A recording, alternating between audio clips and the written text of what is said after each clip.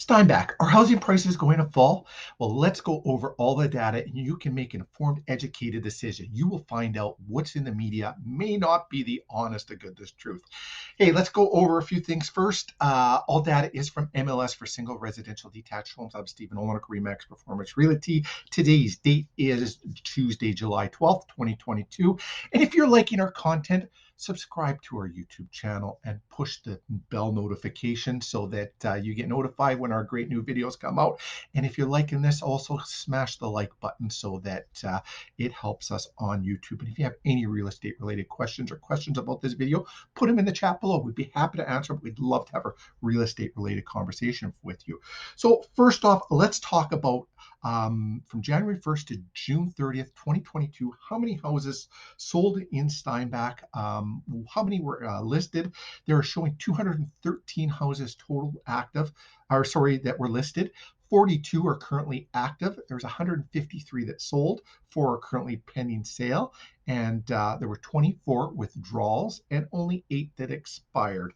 So now let's take a little closer look at some of these numbers. First, we'll go down and we're going to look at some averages showing that Steinbach, the average square footage of those 213 homes was 1,297 square feet, and the average list price was $339,433. Average sold price being $345,819 with a sold to list ratio of 101.4. So average selling of 1.4% over list price. Days on the market average is 27. Now let's take a peek at what's going on here with pricing. As we take a look at the last 5 years in Steinbach, the average selling price was in 2017 was $278,450. Then in 18 going up to $285,000. Then a slight drop in 2019 at $270,000. Then 2020, the start of all the madness, we saw an increase of looks like a little over 10% at $300,000. Then up to $323,000 the next year. And then this year, we're trending at $362,000 for the average selling price. Predicting that's going to pull back a little bit. One thing that's affecting things is there's been an interest rate change just announced recently. Interest rates went up by 1%. And that has really freaked people out. But you got to look at it is that people have got used to a 1.5% interest rates. And where we're sitting now, closer to that 5% range, that's still a great rate. You look at 5 years ago and where we were, it's a fantastic rate.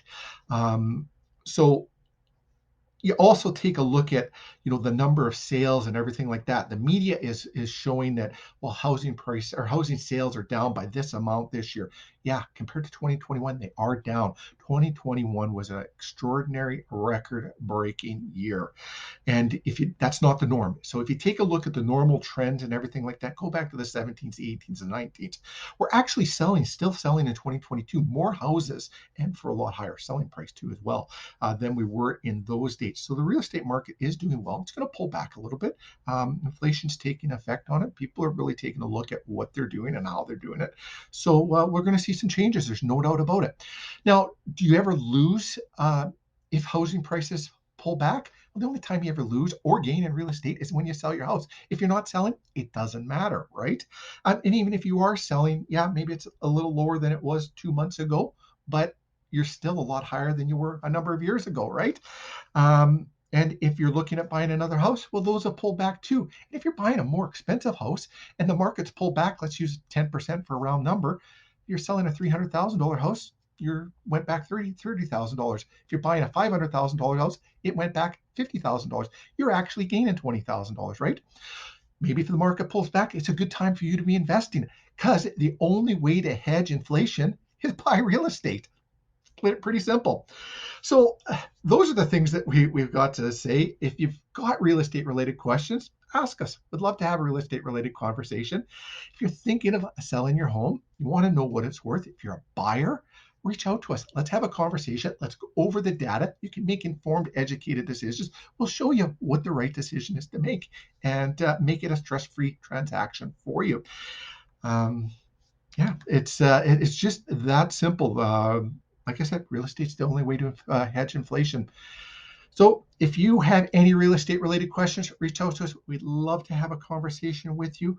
Oh, I had a question about months of inventory. What is a month of inventory and where we are? What's a buyer's market? What's a seller's market? So I'll go over that quickly before I go. Right now, we're in a very good seller's market. A seller's market anywhere 1 to 4 months of inventory.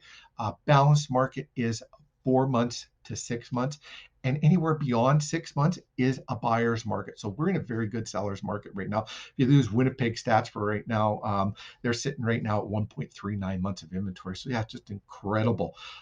If you want to know how those numbers are figured out, just have a conversation with it and we'll go over that with you. Thanks for watching. Have a great day, Steinbach. We'll be back next week with our weekly reports again.